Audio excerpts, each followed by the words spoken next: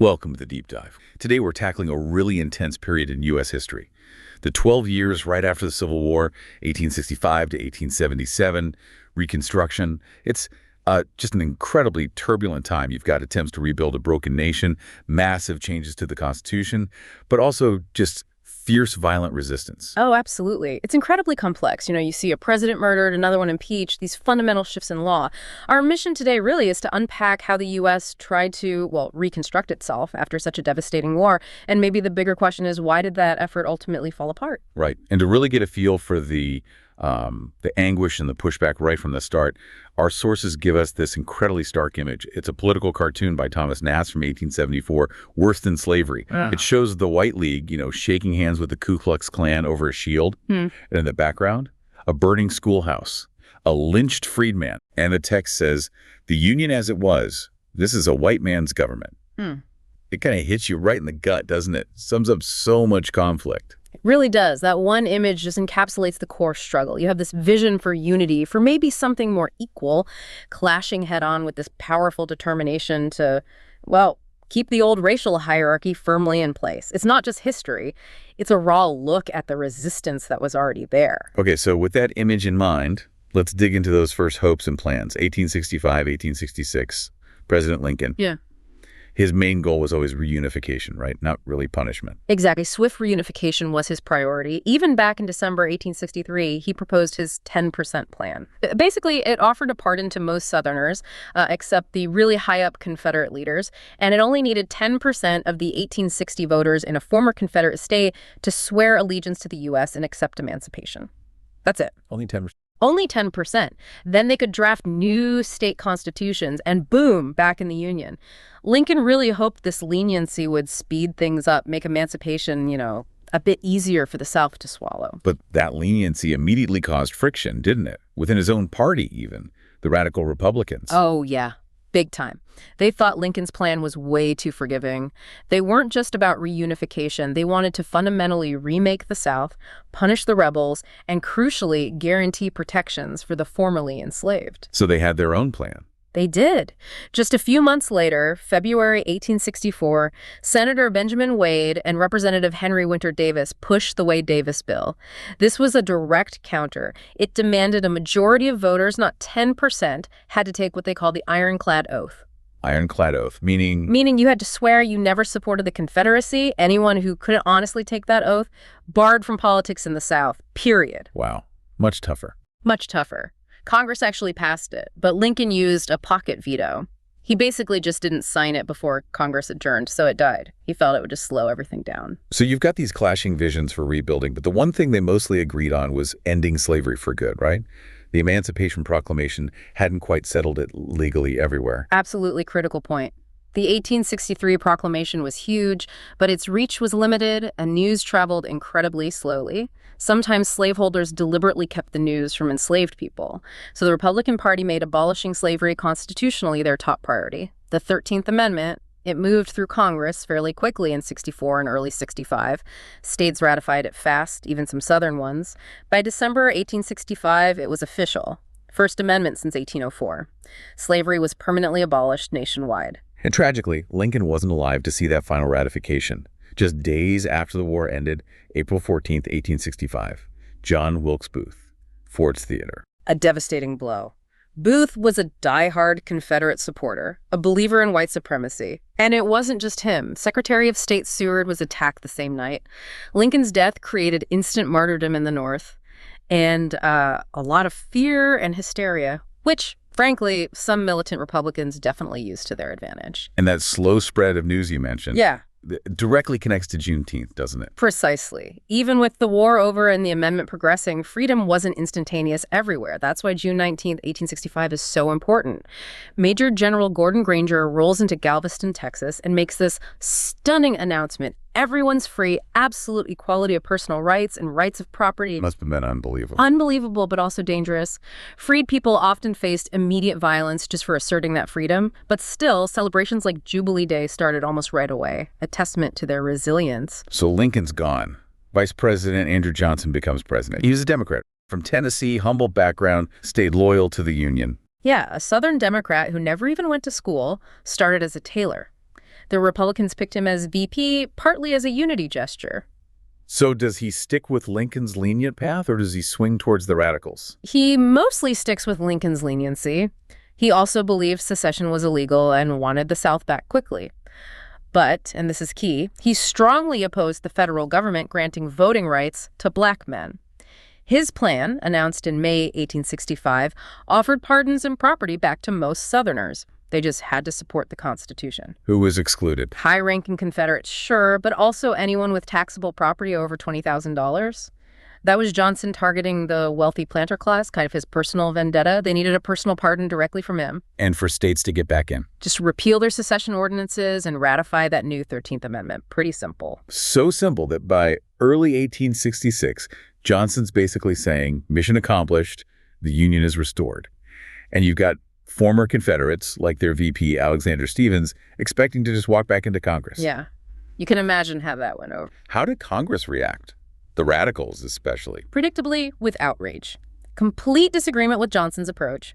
They flat out refused to seat those former Confederates, or even recognize the state governments Johnson had approved. Instead, they did something really significant. They created a joint committee on Reconstruction. That was basically them saying, no, we're in charge of this process.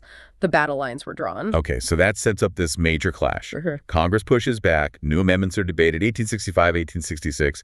Johnson's presidency is underway, but he and Congress are just drifting further apart. He wasn't exactly Lincoln in terms of political skill, was he? Not at all. Johnson was, well, prickly, stubborn, confrontational, didn't have Lincoln's touch. And meanwhile, the situation on the ground, especially for freed people, was desperate. Which brings us to the Freedmen's Bureau. Right. Congress created the Bureau of Refugees, Freedmen, and Abandoned Lands in March 1865. Initially just for a year, but its work was vital. It handed out food to black and white Southerners, mind you, helped freed people negotiate labor contracts, reunited families separated by slavery, and, crucially, it established schools. Hundreds of them, giving freed people and poor white Southerners their first real shot at education. Think about institutions like Fisk, Hampton, Dillard. They started here. And groups like the American Missionary Association were key players. And the women teachers who went south, often risking their lives. Incredible bravery. Truly. But this work, the Bureau itself, faced intense backlash from many white Southerners. They resented it deeply. How so? Schools were sometimes burned down. The Bureau was denounced as a federal handout, encouraging laziness. Johnson himself vetoed its rechartering in 1866, saying Reconstruction was done. But Congress pushed back. They overrode his veto, which really shows that fundamental disagreement about the federal government's role. We even have a campaign poster source from 1866 for a guy named Heister Clymer. What does it say? It screams, "The Freedmen's Bureau, an agency to keep the Negro in idleness at the expense of the white man." Pretty blunt about the resentment. And that resentment fueled the black codes too, right? As soon as Johnson gave Southern states some leeway. In 1865 and 66, these Southern states passed incredibly discriminatory laws. The Black Codes, their goal, starkly obvious, maintain the social and economic structure of racial slavery in the absence of slavery itself. Basically, write white supremacy into law. What kind of restrictions are we talking about? Denying the right to vote, obviously. Couldn't serve on juries, couldn't own weapons in many places, sometimes couldn't even rent land. It was about control. Total control. And it wasn't just legal control, it was economic too, designed to keep people tied down. The codes aimed to keep agriculture going cheaply. They forced former slaves into year-long contracts, often with their former masters, preventing them from seeking better wages elsewhere. Workers often had to rely on employer loans for supplies, trapping them in debt, and the vagrancy laws. If you didn't have a contract, you could be arrested and forced to work, essentially re-enslaved. It's chilling. They really intended to maintain white supremacy at all costs. No doubt about it. So Congress sees this happening. How do they respond? Swiftly. They extend the Freedmen's Bureau again, and then, crucially, they pass the Civil Rights Act of 1866 in April. This was huge. It declared African-American citizens, directly contradicting the Supreme Court's Dred Scott decision from 1857. Which had denied black citizenship entirely. And it gave the federal government the power to step into state affairs to protect citizens' rights. Unprecedented. Johnson's reaction. Veto. Predictable. Override. Also predictable by them. But here's the thing. Even with the Civil Rights Act, those black codes were tough to kill. They laid the groundwork for the Jim Crow segregation laws that lasted for decades. So to make these protections even stronger, beyond a regular law that could be challenged or repealed, the radical Republicans pushed for another constitutional amendment, the 14th. Yes. This is arguably one of the most important amendments, passed by Congress in July 1866, ratified by 1868. It aimed to settle the citizenship question and embed protections right into the Constitution. What were its main parts? Okay, first, the Citizenship Clause. All persons born or naturalized in the United States are citizens. That nails down birthright citizenship and slams the door on Dred Scott. Second, it guarantees equal protection of the laws at both the state and federal level. Revolutionary idea. It also got rid of the old three-fixed compromise for counting population. And it said if states denied voting rights to any adult men, their representation in Congress would be cut. A real incentive to allow black men to vote. Supposedly. It also barred many former Confederates from holding office unless Congress pardoned them by a two-thirds vote. And it handled debts, validated Union debts, voided Confederate ones, and said no compensation for lost slave property. And the deal was, Southern states ratify this, they get readmitted. That was the offer. But in 1866, most Southern states, apart from Tennessee, said no way. And President Johnson, was he on board? Not a chance. He campaigned against it. He thought giving rights to freed people went much too far. He held deeply racist views about white inferiority. He even went on this disastrous speaking tour in the summer of '66, the Swing Around the Circle, got into shouting matches with hecklers, made terrible statements. His reputation just tanked. Really just digging the divide between him and Congress even deeper. Absolutely. It made the congressional Republicans even more determined to take the reins of Reconstruction. Which they do. This leads us into the period of radical Reconstruction proper, around 1867 to 1872. The 1866 elections were a landslide for Republicans, right? Fueled by opposition to Johnson. Huge victory. Gave them veto-proof majorities in Congress. Now the radicals had real power.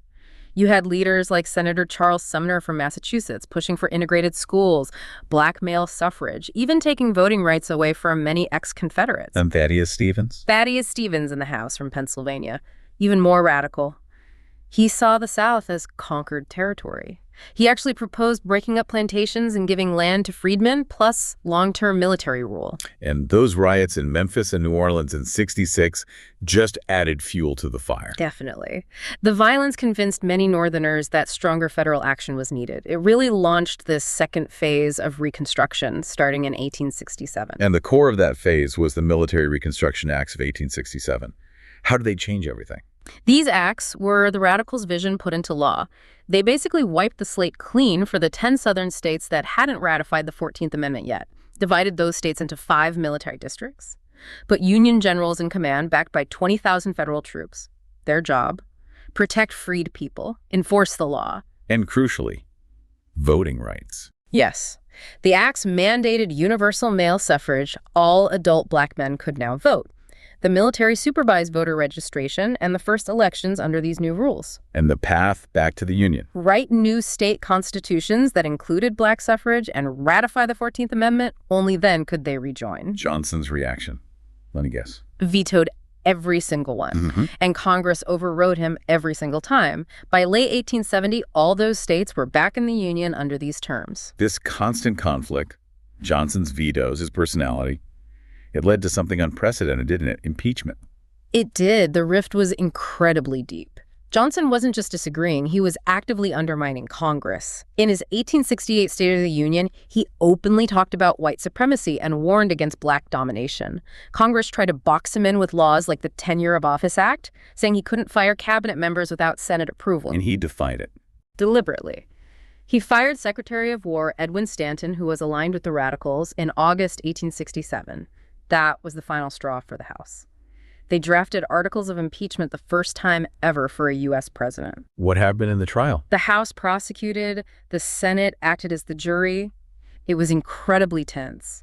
In the end, Johnson was acquitted, but only by a single vote, 35-19. They needed 36 for the two-thirds majority. So he stays in office, but is he weakened? Absolutely. The impeachment failed, but it effectively neutered him politically for the rest of his term. The radicals could now push forward without his constant interference. Okay, so with Johnson sidelined and Ulysses S. Grant winning the presidency easily in 1868, radical Reconstruction keeps going. And that leads to the 15th Amendment. What was its goal? The goal was to fix a perceived loophole in the 14th Amendment regarding voting. The 15th Amendment aimed to explicitly guarantee voting rights regardless of race. What does it actually say? The key phrase is, "The right of citizens of the United States to vote shall not be denied or abridged on account of race, color, or previous condition of servitude." It established, on paper, universal manhood suffrage, a huge symbolic victory. But you said perceived loophole. Were there weaknesses? Yes, big ones. To get it passed, they had to compromise. The final version deliberately left out any mention of things like literacy tests or poll taxes. The tactics that would later be used to disenfranchise black voters anyway. Exactly. Even Charles Sumner, a leading radical, refused to vote for the final version because he saw these loopholes. He knew they'd be exploited. Still, for African-American communities at the time, how was it received? Despite the flaws, it was met with tremendous hope and celebration. It felt like a national validation of their citizenship, a promise of equality. But while this was happening, there was another group deeply involved in the fight for rights who felt let down. Women suffragists like Susan B. Anthony and Elizabeth Cady Stanton. It was a bitter pill for them. They had been staunch abolitionists, allies in the fight against slavery.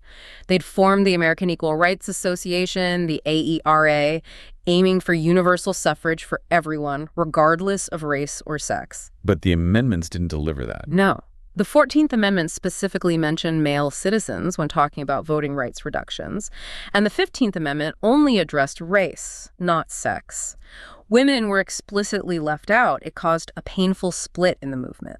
What was the argument from someone like Frederick Douglass, who supported the 15th Amendment as written? Douglass, who greatly respected Stanton, made a pragmatic, if difficult, argument.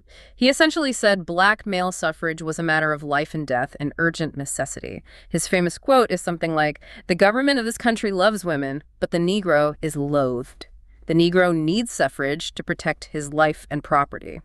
He argued black men needed the vote immediately for basic survival and protection.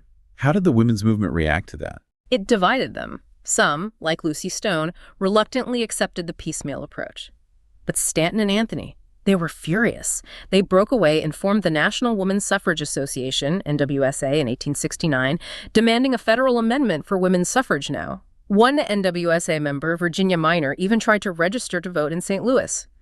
The case went to the Supreme Court, which ruled in 1874 that, essentially, the Constitution doesn't guarantee anyone the right to vote. It's up to the states. A major setback for women's suffrage, though women did get the vote in some Western territories later on, right? Yes, like Wyoming in 1869. But often for different reasons, sometimes hoping women would be a moral compass, sometimes trying to attract more white settlers. Not necessarily about equal rights in the same way. Okay, despite all these struggles and splits, the period did see incredible black political achievements. With voting rights secured, at least on paper, how did black men engage politically? It was truly a new birth of freedom, as Lincoln had hoped. The Union Leagues played a huge role.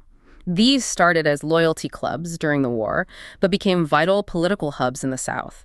They registered voters, held meetings, spread information, mediated disputes, even helped build schools and churches. They were the grassroots engine of black political power and Republican support. And this led to black men actually holding office. Yes. For the first time in American history, black men held positions of power throughout the South. It was revolutionary.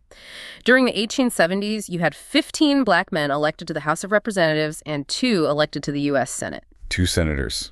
Who were they? The first was Hiram Revels from Mississippi, elected in 1870. He was a minister, originally from North Carolina, freeborn. His swearing-in ceremony in the Senate was apparently incredibly dramatic. The New York Times said you could hear a pin drop. Wow.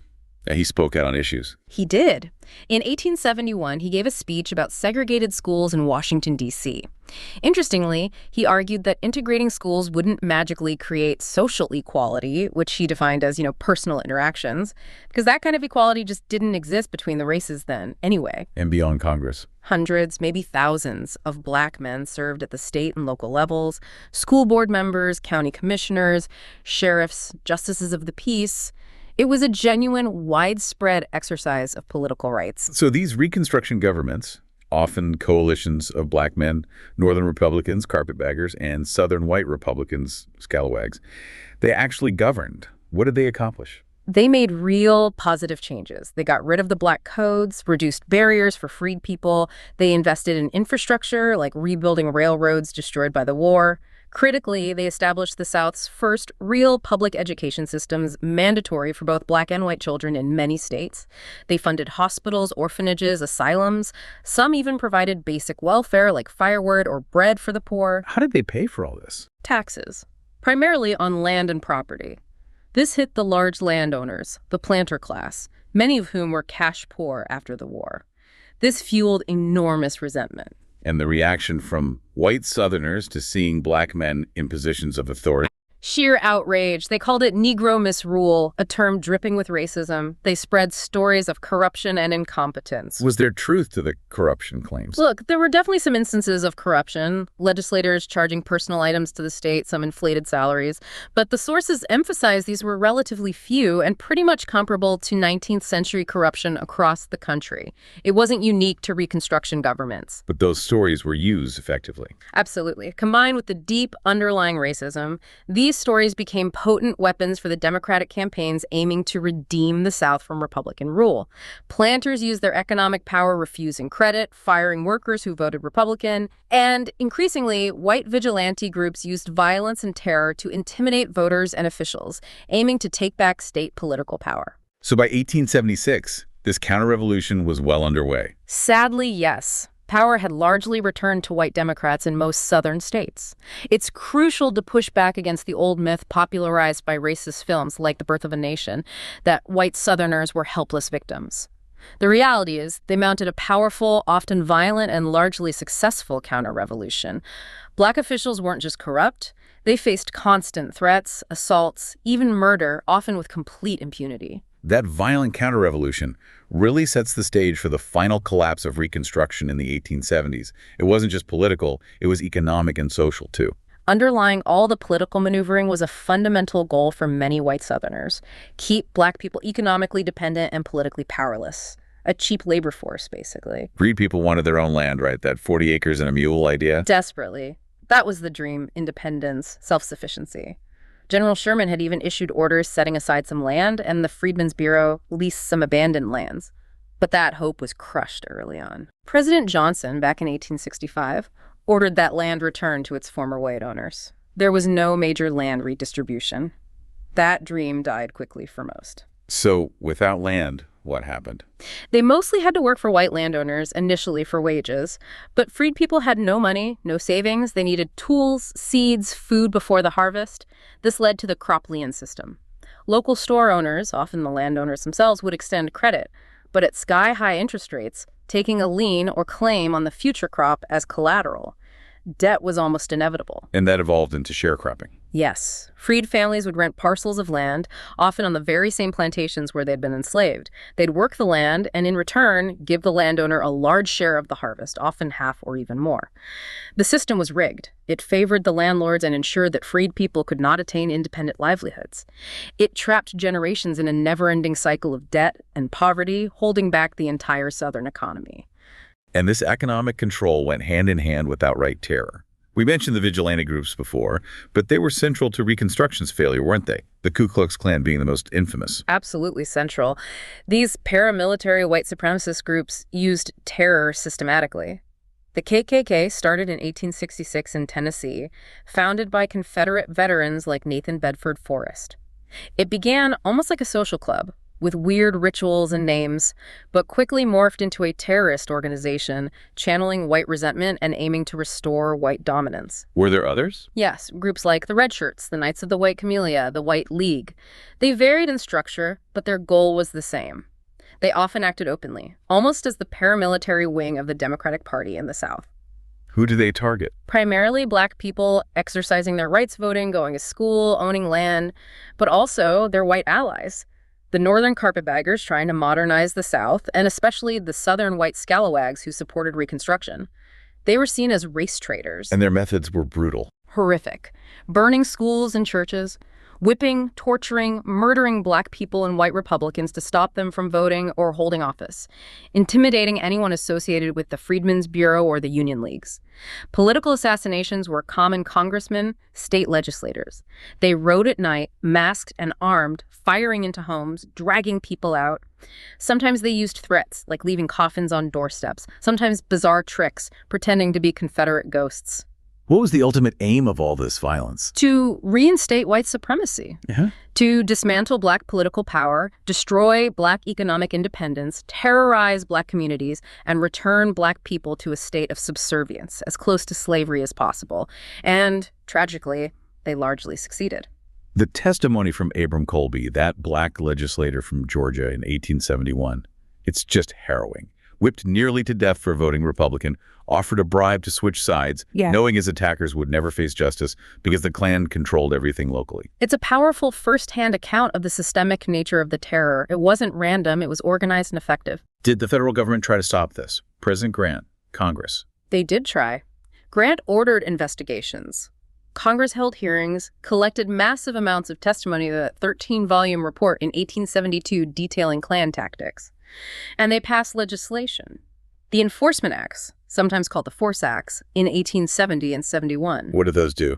They made it a federal crime to use intimidation or violence to prevent someone from voting. Crucially, they allowed the federal government to prosecute these crimes in federal court, bypassing biased local courts and juries. The third act, the Ku Klux Klan Act, went further. It gave the president the power to declare martial law and suspend habeas corpus, the right to challenge your detention in areas overrun by the Klan. Grant actually used this power, especially in parts of South Carolina. So there was federal action, but it eventually faded. Why didn't it stick? After about 1872, the political will in the North began to waver. The Klan and similar groups were deeply embedded locally, supported or tolerated by much of the white population. Sustaining federal intervention proved difficult and costly, and Northern attention started turning elsewhere. And this allowed the Redeemers, the white Southern Democrats, to really consolidate power. Yes. They were determined to redeem the South from Republican rule, roll back Reconstruction entirely, and restore the old social order. By 1877, they'd pretty much won. What weakened the Republicans nationally, making it harder to sustain Reconstruction? Several things converged in the early 1870s. First, a major economic depression, the Panic of 1873. It started with a railroad banking firm failure, lasted years, and people blamed the party in power, the Republicans. Second, the Republican Party itself split. A faction called the Liberal Republicans emerged. They questioned the cost and scale of federal intervention in the South, arguing it was time to downsize Reconstruction and focus on other issues like civil service reform. And third, scandals. Big time. The Grant administration was plagued by corruption scandals, the whiskey reign involving tax evasion by distillers and government officials, the Credit Mobilier scandal involving bribery related to railroad construction reaching high levels, even the vice president. They hammered the Republicans on corruption, arguing for smaller government, less federal involvement. It resonated with voters weary of Reconstruction and worried about the economy. So Democrats started winning back control in the South. Yes. Texas in 73, Alabama and Arkansas in 74. Violence often played a role, like the horrific Colfax massacre in Louisiana in 1873, where scores of Black Republicans were killed by white Democrats. Nationally, the Democrats won control of the House of Representatives in the 1874 midterms, the first time since before the Civil War. By the time of the 1876 presidential election, only 3 southern states, Florida, South Carolina, and Louisiana, still had Republican governments, largely because federal troops were still stationed there. Everywhere else had been redeemed. And that 1876 election, it became the final act. Pretty much. Even before the election, the Supreme Court had started chipping away at Reconstruction laws, limiting federal power to protect Black citizens. The 1875 Civil Rights Act, which aimed for equality in public accommodations, was eventually struck down in 1883. So, the election itself. Republican Rutherford B. Hayes versus Democrat Samuel Tilden. Tilden actually won the popular vote, but the electoral votes from those 3 remaining southern states, Florida, Louisiana, South Carolina, plus 1 from Oregon, were disputed. Both sides claimed victory amidst widespread fraud and intimidation.